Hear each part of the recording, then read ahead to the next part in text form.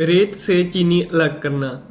एक बार बादशाह अकबर, बीरबल और सभी मंत्रीगण दरबार में बैठे हुए थे।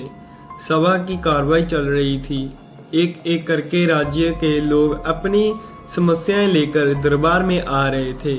इसी बीच वहां एक व्यक्ति दरबार में पहुंचा।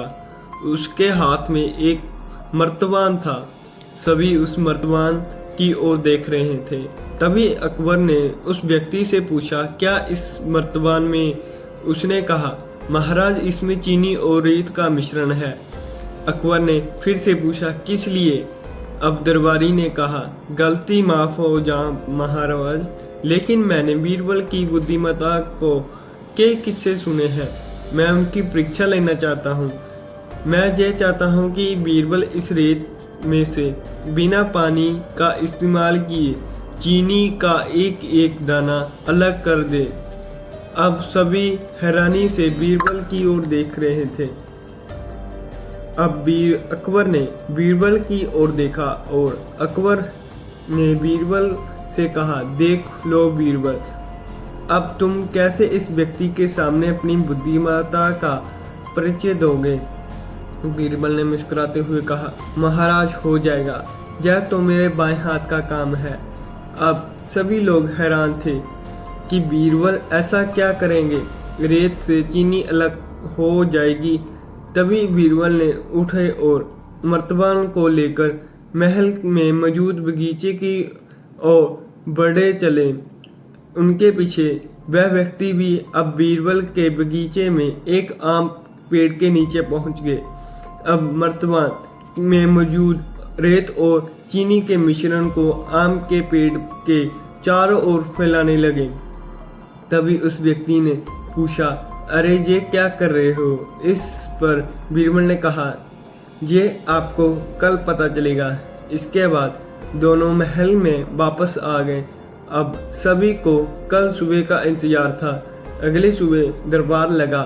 वो तो अकबर और सारे मंत्री एक साथ बगीचे में पहुंचे। साथ में बीरबल और रेत चीनी का मिश्रण लेने के वाला व्यक्ति भी था।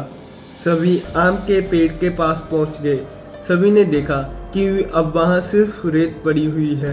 दरअसल रेत में मौजूद चीनी को चींटियों ने निकालकर अपने बिल में एकत्रित कर लिया था और बची कुची चीनी को कुछ चींटियां उठाकर अपने बिल में ले जा रही थी। इस पर उस व्यक्ति ने पूछा, चीनी कहाँ गई? तो बीरबल ने कहा, रेत से चीनी अलग हो गई है। सभी जोर जोर से हंसने लगे। बीरबल की चतुराई देखकर अकबर ने उस व्यक्ति से कहा, अगर अब तुम्हें चीनी चाहिए तो तुम्हें चींटियों के बिल में घुसना पड़ेगा। इस पर सभी ने फिर से ठहाका लगाया और बीरबल की तारीफ की। इस कहानी से हमें बहुत सारी सीखें मिलती हैं। इस कहानी से हमें ये भी सीख मिलती है कि किसी को नीचा दिखाने का प्रयास आपके लिए हानिकारक हो सकता है। आज की ये थी हमारी कहानी अकबर बीरबल की।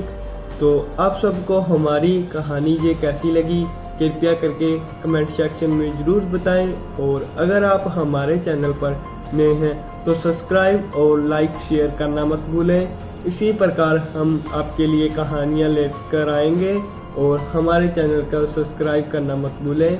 मिलते हैं इसी प्रकार हम अपनी अगली नई कहानी में। धन्यवाद।